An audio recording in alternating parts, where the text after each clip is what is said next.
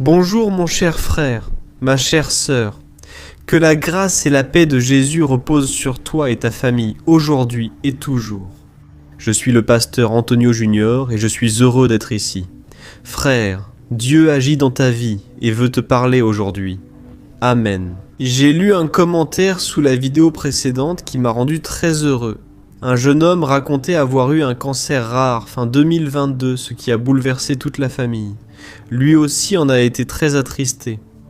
Mais au lieu de se laisser submerger par cette douleur, il a commencé à participer aux moments de prière ici, et il priait avec nous tous les matins, tous les soirs. Il a commencé à trouver la force non seulement de supporter la maladie de sa mère, mais aussi de l'aider pendant ce processus. Et aujourd'hui, il est très heureux, parce que sa mère a reçu les prières.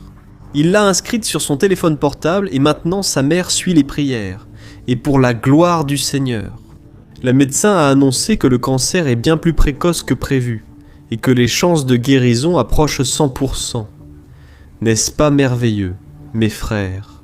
Le même Jésus qui a guéri cette femme dans le passé continue aujourd'hui de guérir des maladies graves parmi nous.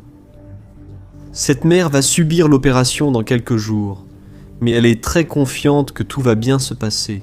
Et pour la gloire du Seigneur, le plus important, c'est que sa foi est ravivée chaque jour. Alléluia, frère. De la même manière, je suis sûr que Dieu va agir dans ta vie. Aujourd'hui, je suis certain que Dieu a un plan de bénédiction, de paix pour toi. Et si tu traverses une situation similaire dans ta famille, laisse ici ta demande de prière. À la fin, je veux prier pour toi. Je prierai spécialement pour les commentaires laissés ici, donc il est important que tu commentes. D'accord ? Avant de commencer, je t'invite à t'abonner à ma chaîne en cliquant sur le bouton s'abonner.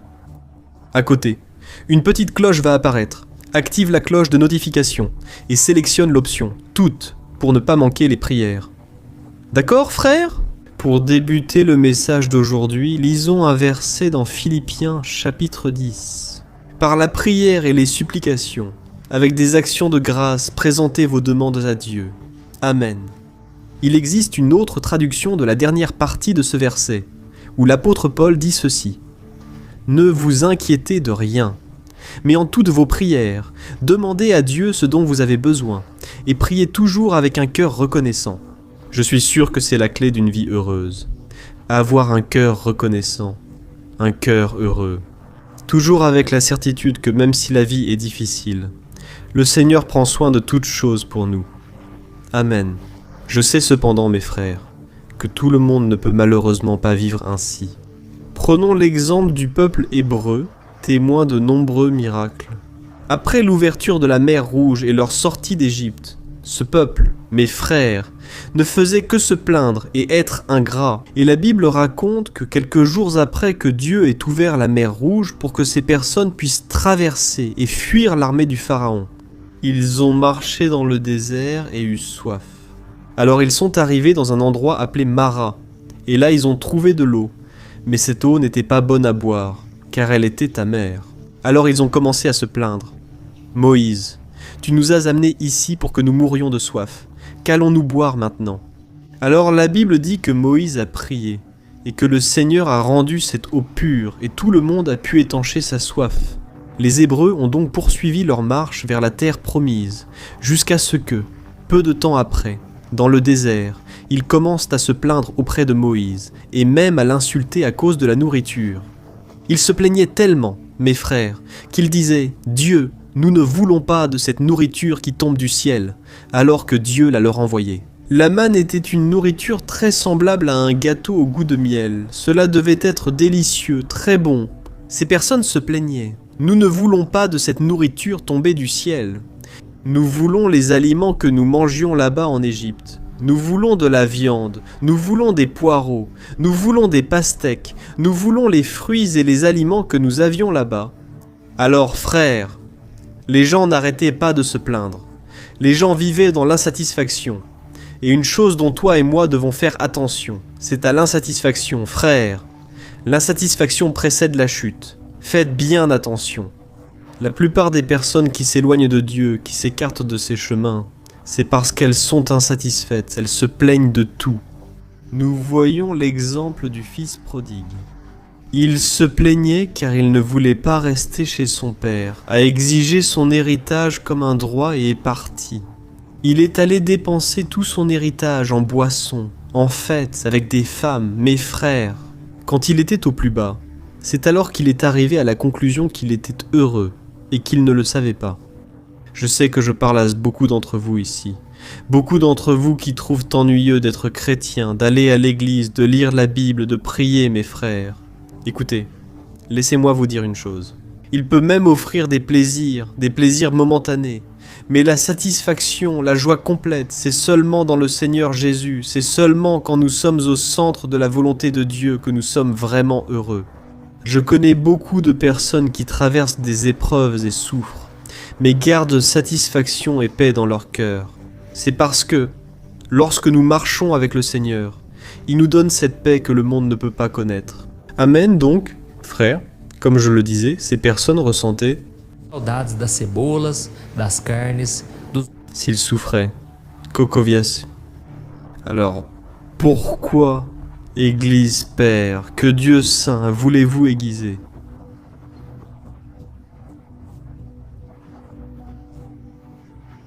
J'ai déjà remarqué que, à de nombreux moments, nous sommes exactement comme le peuple hébreu. Si nous avons une maison, nous nous plaignons parce qu'elle est petite ou grande. Si nous avons un emploi, nous nous plaignons de trop travailler. Nous nous plaignons parce que la nourriture est trop simple, les vêtements ne sont pas de marque. Tout ce que nous jugeons imparfait devient prétexte à se plaindre.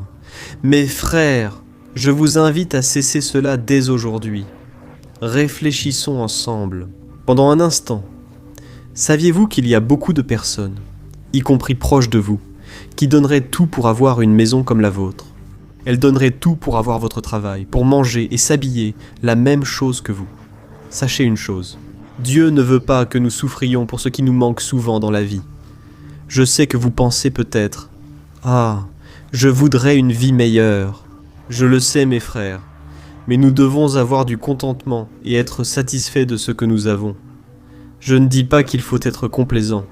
Dieu veut que nous soyons reconnaissants, que nous nous contentions de ce que nous avons aujourd'hui et que nous cherchions à nous améliorer. Oui, mais en étant toujours heureux avec ce que Dieu nous donne aujourd'hui. Amen.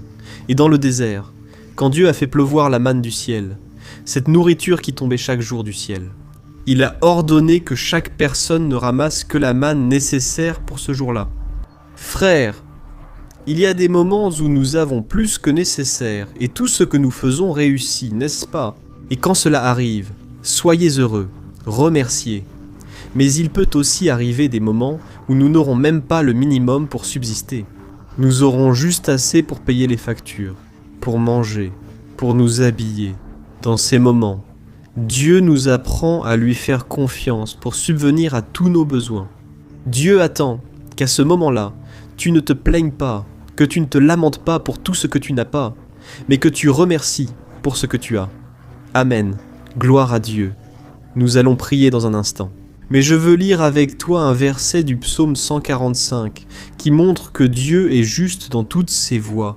En nous plaignant, frères, nous laissons l'ennemi agir dans nos vies. Parce qu'alors, nous commençons à croire que Dieu n'est pas assez bon pour répondre à nos besoins. Mes frères, dans le psaume 145, le roi David a dit « Le Seigneur est juste dans toutes ses voies et bon dans tout ce qu'il fait. » Le Seigneur est proche de tous ceux qui l'invoquent, de tous ceux qui l'invoquent avec sincérité. Il réalise les désirs de ceux qui le craignent. Il les entend crier au secours et il les sauve. Le Seigneur prend soin de tous ceux qui l'aiment, mais il détruira tous les méchants. Regardez mes frères, soyez honnêtes. Quand vous vous plaignez, votre situation change-t-elle? Vos factures sont-elles payées? Votre garde-manger se remplit-il? Le chômage ou la crise disparaissent-ils? Bien sûr que non. C'est pourquoi, au lieu de perdre votre temps à vous plaindre, priez le Seigneur. Unissons notre foi ici aujourd'hui, demandons pardon à Dieu et demandons-lui d'augmenter notre foi. Jésus a dit que si nous avons la foi, nous recevrons tout ce que nous demandons au Père en priant. Amen. Je sais que l'un des grands maux de notre vie, c'est notre habitude de tout nous plaindre. Même quand tout va bien, on trouve toujours à se plaindre. Quand on reçoit un compliment comme « Regarde quelle bénédiction, combien Dieu a fait ici », on se plaint aussitôt. « Oui, mais ça, et l'autre, j'ai trop travaillé. » Ah, mais les choses ne sont pas si faciles que ça, vous savez, frère. On a l'habitude de se plaindre tout le temps, et il faut vraiment faire attention. La Bible dit dans le livre des Nombres, chapitre 21, qu'après de nombreuses plaintes des Hébreux, Dieu enviou serpentes venenosas que picaram aquelas pessoas. La Bible dit, mais Dieu n'en a pas. Reclamação, e ele vai nos enfraquecendo, ele vai matando a nossa vida espiritual. E é por isso que a gente Et que ta poitrine écoute et soit abreuvée d'amen. Si tu t'es déjà vu dans ce message, écris ici ton commentaire et écris ainsi ton prénom. Puis devant, écris « Dieu, je te remercie pour tout ce que tu as fait.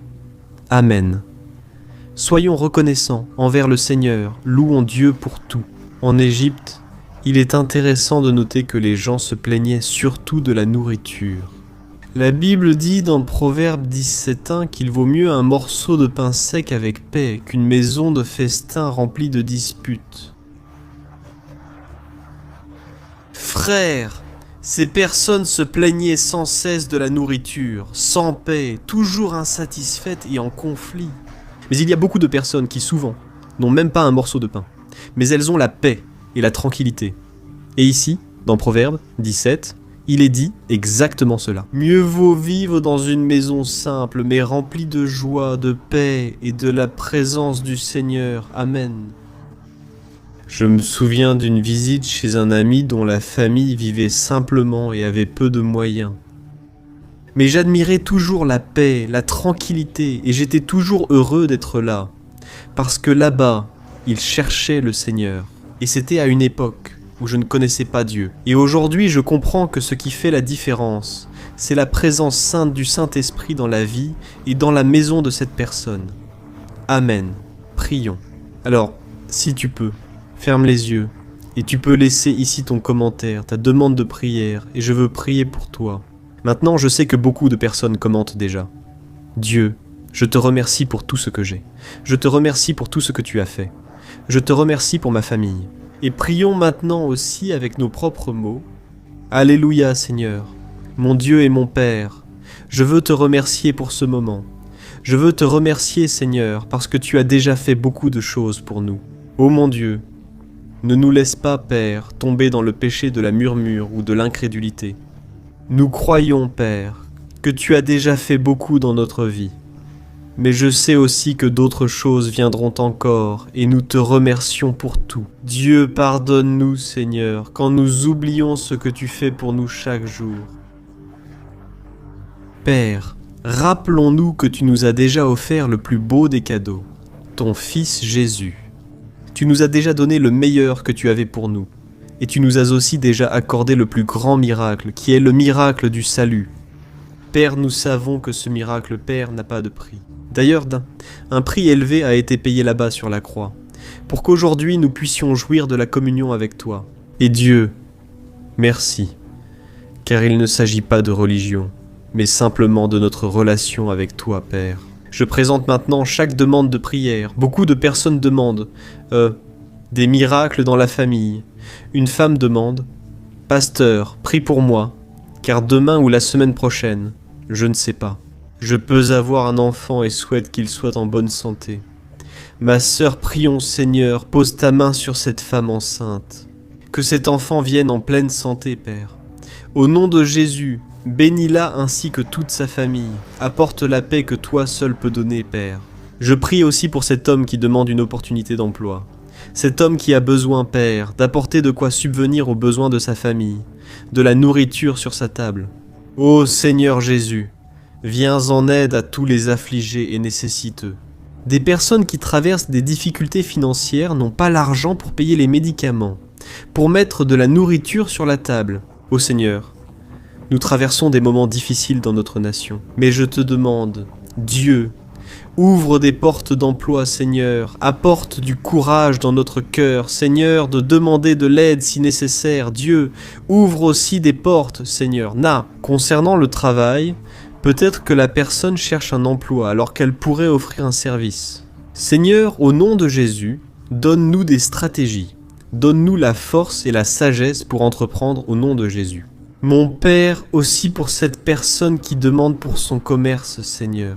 Tant de personnes ont maintenant du mal à payer leurs employés, à honorer leurs engagements. Oh mon Dieu, et j'ai pitié de cette personne qui souffre, Père. Son petit ami l'a quittée et elle souffre aussi dans son mariage. Seigneur Jésus, remplis ses cœurs, Seigneur, de ta paix, donne la sagesse, Seigneur, et donne-nous aussi l'amour, pour que nous ne nous rabaissions pour rien. Que nous ne devenions esclaves de personne ni de rien dans ce monde, Seigneur. Le Seigneur Jésus lui-même nous a déjà dit que c'est pour la liberté qu'il nous a libérés. Alors mon Père, ne nous laisse pas, Père, être esclaves du péché, être esclaves d'aucune personne dans ce monde.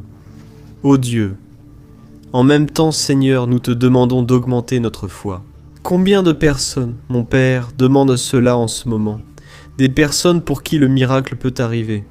Ô Dieu, ta parole dit que la foi vient de l'écoute de la parole du Christ, et je l'ai annoncée aujourd'hui. Père, je te demande que cette parole accompagne notre journée aujourd'hui.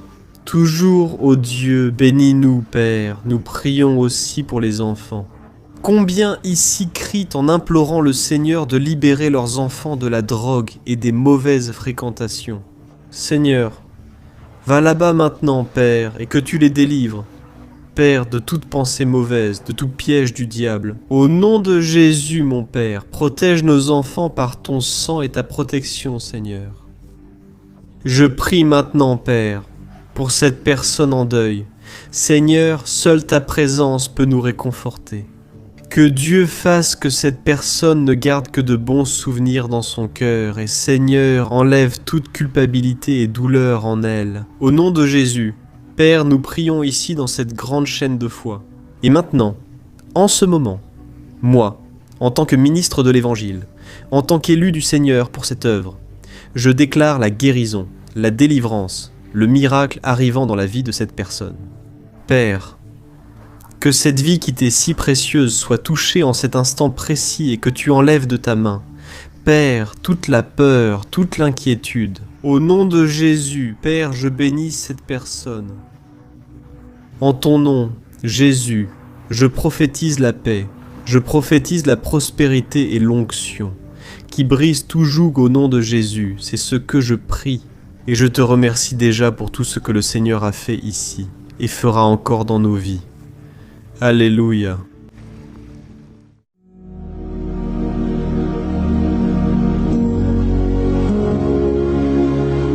Bonjour mes frères, la grâce et la paix de notre Seigneur Jésus-Christ. Je suis le pasteur Antonio Junior et je vous invite aujourd'hui à cette prière pour votre vie spirituelle, inspirée du psaume 91. Nous allons prier Dieu en demandant protection et force pour surmonter les attaques de l'ennemi qui ont ébranlé notre foi et plusieurs domaines de notre vie, y compris la santé physique et mentale. Et, avant de commencer là, laissez votre demande de prière ici et pensez à quelqu'un avec qui partager cette vidéo. La bénédiction de Dieu doit être partagée, pas gardée pour nous seuls. Et je suis sûr que cette prière d'aujourd'hui va marquer votre vie pour toujours. Vous qui traversez des épreuves, allez comprendre la profondeur de ce psaume et peut-être que vous vous demandez « Mais pasteur, pourquoi le psaume 91 ? Qu'a-t-il de si spécial ?» Et je vais. C'est l'un des psaumes les plus célèbres de la Bible. Et cela s'explique. Même les non-chrétiens l'ont déjà entendu ou lu au moins une fois. Il est fréquent de voir la Bible ouverte au psaume 91 dans les maisons et entreprises, comme une sorte d'amulette de protection. Parfois, la page jaunit à force de rester ouverte longtemps. Souvent, la personne ne lit pas la Bible. Elle laisse juste ce psaume exposé. Le psaume 91 est bien plus profond que nous ne l'imaginons. Et nous ne pouvons comprendre sa véritable signification que lorsque nous le regardons avec un regard spirituel. Si nous faisons cela, nous comprendrons qu'il s'agit de l'une des prières les plus puissantes de toute la Bible. Amen. Alors, j'ai l'intention de lire avec vous tout le psaume, mais nous allons le faire par parties. Nous allons d'abord lire les versets 1 et 2 et prier en nous basant sur eux, puis nous continuerons avec les autres versets. Pour mieux comprendre ce qui est écrit, nous prierons pour des domaines précis de votre vie. D'accord ? Pour commencer, nous allons lire le psaume 91, le verset 1 et le verset 2 qui disent ceci. « Celui qui vit dans l'abri du Très-Haut et se repose à l'ombre du Tout-Puissant peut dire au Seigneur, « Tu es mon refuge et ma forteresse, mon Dieu en qui j'ai confiance. » Nous ne connaissons pas l'auteur de ce psaume. Il subissait peut-être des persécutions ou des épreuves, ou a reçu une prophétie divine à nous transmettre. Mais, quel que soit le motif, le point central est clair. Nous devons chercher notre sécurité en Dieu. Il est notre refuge et notre forteresse contre tout mal. Si nous cherchons le Seigneur de tout notre cœur et plaçons notre confiance en lui, nous ne serons jamais déçus. Aucun ennemi ne pourra détruire la forteresse que Dieu représente en nous. Amen. Maintenant que nous l'avons compris, prions ensemble. Si tu peux, ferme les yeux et prie ainsi avec moi. Seigneur mon Dieu et mon Père, nous nous plaçons maintenant en ta présence pour implorer ta protection, surtout pour notre vie spirituelle. Dieu, nous avons affronté tant d'épreuves. L'ennemi a parlé à notre cœur, disant que les problèmes sont insupportables et que nous n'allons pas y arriver. Mais maintenant, nous tournons nos yeux vers toi. Nous croyons que tu es celui qui a la paix que le monde ne peut pas offrir. Mets cette paix en nous maintenant, car nous en avons besoin, Seigneur Jésus. Sans cela, nous ne supporterons pas les épreuves que nous avons affrontées. Rappelle-nous, ô Père, que le seul endroit où nous pouvons trouver le repos et la vraie paix, c'est sous tes mains. Là se trouve le refuge, la forteresse, où oui Dieu, nous croyons que l'ombre du Tout-Puissant existe. Repos et fraîcheur pour l'âme. Seigneur, apprends-nous à te faire confiance et à nous reposer en toi. Nous remettons maintenant entre tes mains nos préoccupations, nos peurs et nos angoisses. Ô mon Père, je sais que beaucoup de personnes sont actuellement en dépression, en deuil, angoissées, avec leur corps montrant des signes de fatigue et une anxiété incontrôlable. C'est pourquoi, aide-nous à comprendre que tu es aux commandes de notre santé, de notre famille, de nos finances, de nos relations et de notre cœur. Nous te remercions pour la foi. Nous croyons que le Seigneur nous accorde maintenant la protection et la délivrance. Chaque jour, ta parole dit, dans le psaume 34, verset 19, que nombreuses sont les afflictions du juste, mais le Seigneur le délivre de toutes. La foi est dans la vie.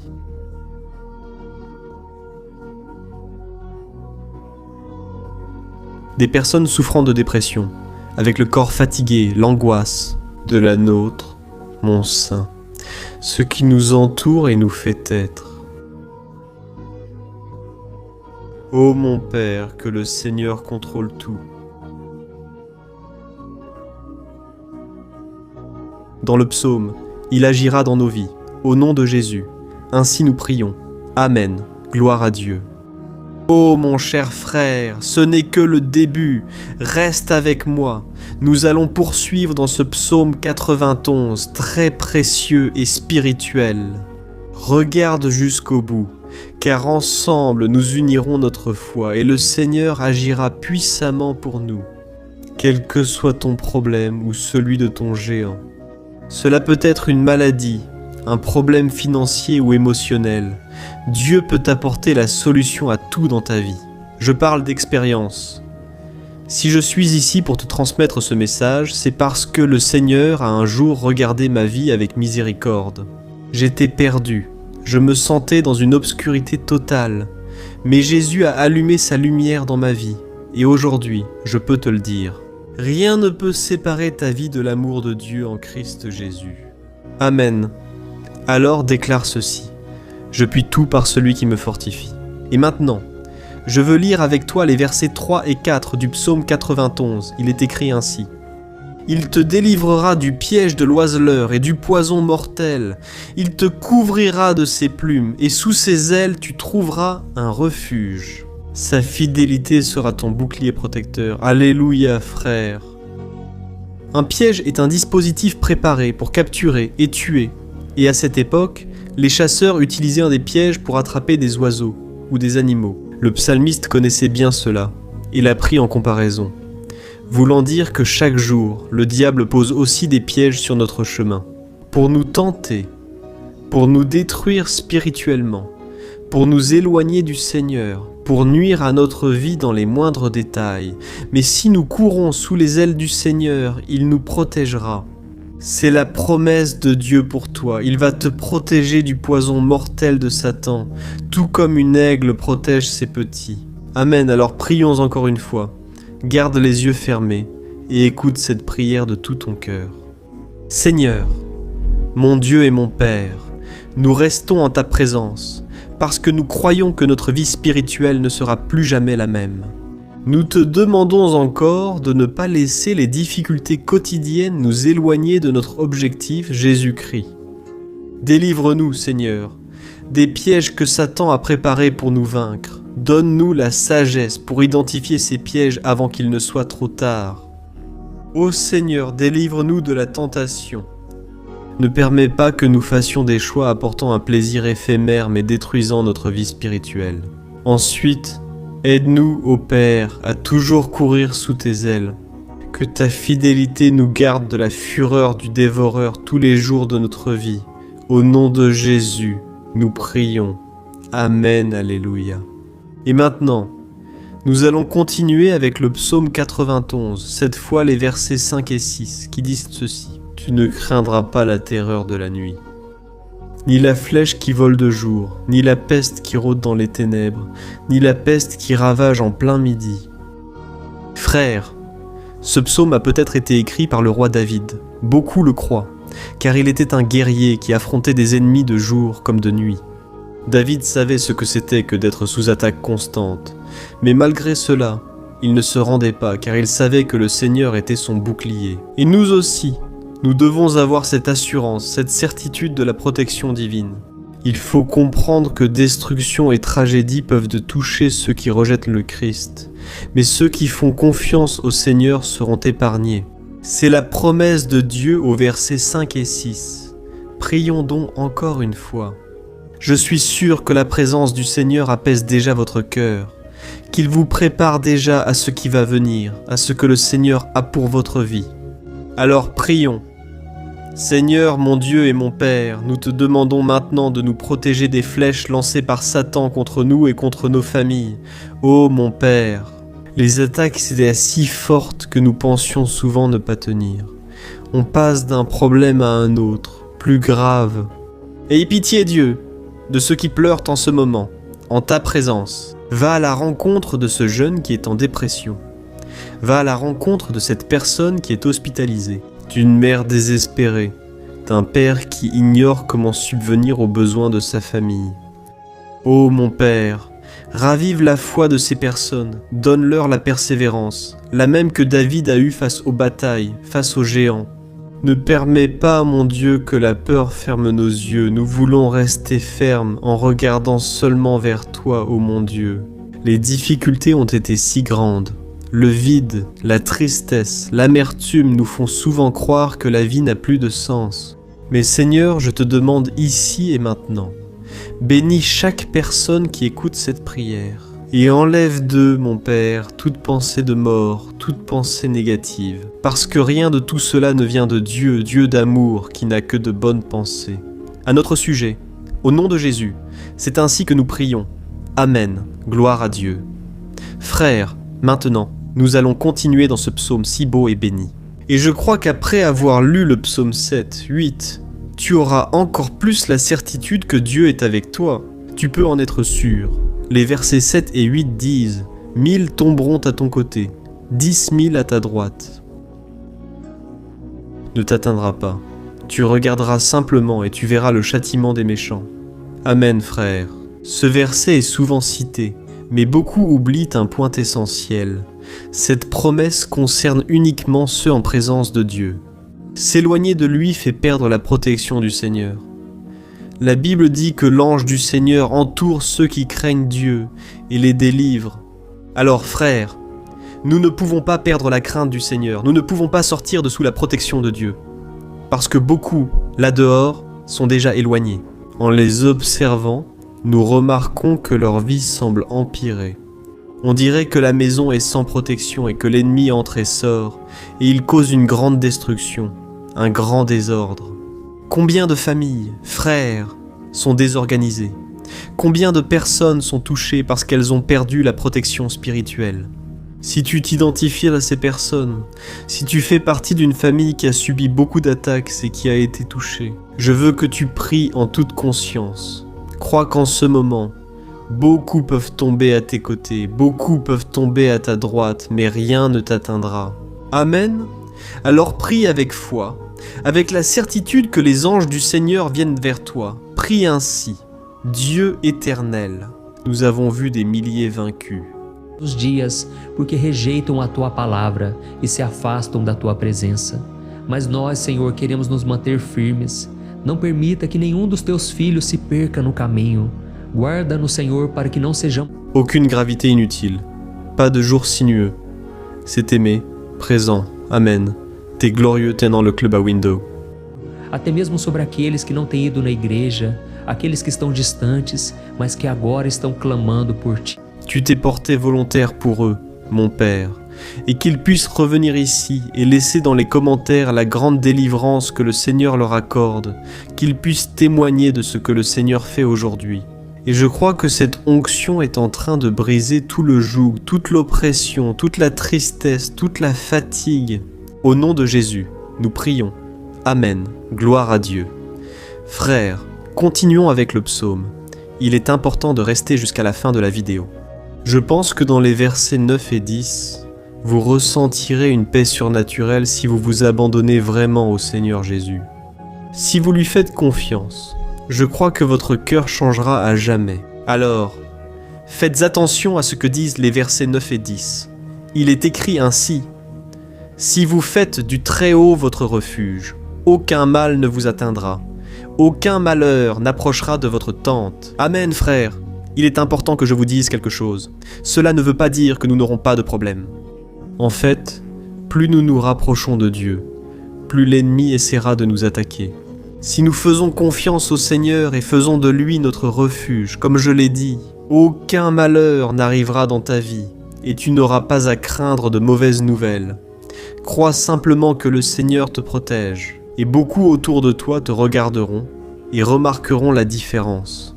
La différence entre celui qui sert Dieu et celui qui ne le sert pas. Nous allons prier, et je veux vraiment que tu ouvres ton cœur et fasses ta prière, même mentalement. La Bible dit très clairement qu'avant même que notre parole ne sorte de notre bouche, Dieu la connaît déjà complètement. Et tout comme Anne, dans l'Ancien Testament, elle priait sans parole, ses lèvres bougeaient seulement, mais elle n'arrivait pas à s'exprimer. Une telle était l'angoisse de cette femme qui ne pouvait pas avoir d'enfant. Elle a prié, et cette nuit-là, Dieu lui a fait grâce. Elle est devenue une mère heureuse. Le Seigneur a-t-il ouvert son sein? Je pense que, de même, tous ceux qui ne portent pas de fruits ou n'avancent pas, ce cycle s'achève aujourd'hui ici. Au nom de Jésus, approprie-toi de cela, et prie ainsi avec moi. Prions. Père bien-aimé, merci pour notre vie. Même au cœur des difficultés et des batailles que nous traversons. Et nous voulons te demander maintenant, ô Père, continue d'être notre refuge, notre salut, que le sang de Jésus-Christ, versé sur la croix, nous purifie de tout péché. L'ennemi connaît nos faiblesses. Seigneur, mais lorsque nous avons confiance en toi, aucun mal ne nous atteint, car ta parole nous dit dans Romains 8, versets 30 et 1, « Si Dieu est avec nous, qui peut être contre nous ? Si le Seigneur agit, qui l'empêchera? Alléluia. Merci beaucoup Seigneur pour ce moment spécial. Nous prenons possession de ce que le Seigneur est déjà en train de nous donner. La paix que ce monde ne connaît pas. La paix qui dépasse toute compréhension. Garde-nous dans cette paix. Et jusqu'à la fin de cette vidéo, mon Dieu, nous prenons possession du fait que le Seigneur est déjà en train de libérer la bénédiction à notre égard. Alléluia, frères. Lisons maintenant les versets 11 à 13. Car il donnera des ordres à ses anges à ton sujet pour qu'ils te protègent dans toutes tes voies. Ils te porteront sur leurs mains, afin que ton pied ne heurte aucune pierre. Tu marcheras sur le lion et la vipère, tu fouleras le lion puissant et le serpent. Amen, ô mes bien-aimés, Dieu veille sur nous en envoyant des anges pour nous protéger. La Bible dit dans Luc chapitre 22 que lorsque Jésus était là, il souffrait de l'angoisse, le combat de la chair contre l'esprit. C'était le moment le plus difficile de sa vie. Et même si les disciples n'étaient pas avec lui à ce moment-là, après tout, il dormait. Mais la Bible dit que l'ange du Seigneur est venu vers le Christ et l'a fortifié de la même manière. Toi qui souffres en ce moment, toi qui as une telle douleur au cœur, toi qui penses que tu ne peux plus supporter, crois qu'en ce moment, le Seigneur envoie des anges. Il donnera des ordres à ses anges à ton sujet pour qu'ils te protègent sur tous tes chemins et qu'ils te tiennent par la main. Alléluia! Tu écraseras la tête du serpent et vaincras tout le mal contre toi et ta famille. Prions maintenant. Nous finissons le psaume, mais reste pour que la bénédiction du Seigneur soit toujours sur toi. Prie avec moi. Seigneur, mon Dieu et Père, les batailles spirituelles ont été si dures qu'il arrive de penser qu'on ne tiendra pas. Voilà pourquoi nous crions. Ô Dieu, envoie tes anges. Maintenant, donne-leur des ordres, Père, pour qu'ils nous protègent sur tous nos chemins, qu'ils nous gardent, nous guident et nous fortifient. Ô mon Père, seuls, nous n'y arrivons pas, mais avec tes anges à nos côtés, nous pouvons écraser la tête de l'ennemi et avancer fermement vers l'éternité. Ta parole dit que le Seigneur envoie tes anges pour protéger ceux qui vont hériter du salut, et nous nous approprions cette promesse. Même si nous ne pouvons pas voir ce qui se passe dans le monde spirituel, nous croyons que le Seigneur nous protège et nous accorde des délivrances. Je te demande, mon Père, de bénir chaque personne présente. Garde-les de toute chute, tromperie et mensonge de Satan. Au nom de Jésus, nous prions. Amen. Gloire à Dieu. À présent, frères, nous abordons les derniers deux versets du psaume 91. Lisons les versets 14 à 16, qui dit ceci. « Parce qu'il m'aime, je le délivrerai, je le protégerai, car il connaît mon nom. Il m'invoquera, et je lui répondrai. Je serai avec lui, je le délivrerai, et je le comblerai d'honneur. Je lui donnerai une longue vie, et je lui montrerai mon salut. Amen, gloire à Dieu, frères. Jésus a dit que quiconque vient à lui, il ne le rejettera jamais. Alors, rien ni personne ne peut te retirer des mains du Seigneur, il t'aime vraiment. Il a déjà montré et prouvé son amour pour toi. Quand le Christ est allé jusqu'au bout, quand le Christ a souffert pour tes péchés, quand il a versé son sang pur et sans tache parce qu'il n'avait pas de péché, il l'a fait par amour pour toi, il te protège maintenant.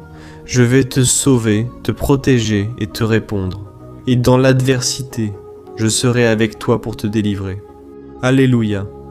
Alors crois en cette merveilleuse promesse du Seigneur et fais cette dernière prière avec moi.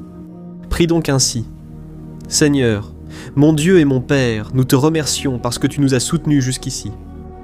Merci mon Dieu parce que tu es bon, tu es miséricordieux et tu ne nous traites pas selon nos péchés. Sinon, aucun de nous ne survivrait, tous condamnés. Mais Jésus, nous plaçons notre foi en toi maintenant. Nous croyons que tu es notre Seigneur et Sauveur, le seul qui peut nous donner la vie éternelle. Parce que tu es ressuscité et que tu es à la droite du Père, Seigneur, même sans le mériter, nous faisons confiance à ta grâce et à ta miséricorde. Et je te demande ici et maintenant, Père, que chacune de ces personnes puisse être un témoin vivant, afin que d'autres puissent aussi te connaître. Fais en sorte que cette vidéo, mon Père, atteigne des foules, des milliers et des milliers de personnes, Père, qui sont angoissés, sans espoir, sans Dieu dans ce monde. Nous voulons chaque jour, mon Père, nous approcher de toi à travers Jésus-Christ, l'auteur et le consommateur de notre foi.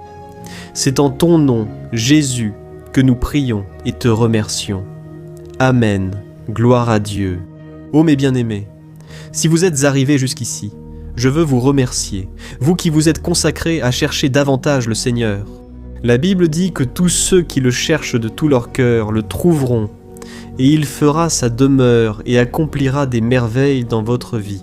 Amen. N'arrêtez pas maintenant de partager. Je suis sûr que le Seigneur vous utilisera dans la vie de nombreuses personnes qui n'ont peut-être pas l'habitude de prier. Mais cette vidéo peut être la porte d'entrée pour que le Seigneur Jésus accomplisse son œuvre dans leur vie. Amen, que Dieu te bénisse. À la prochaine vidéo Grande Accolade.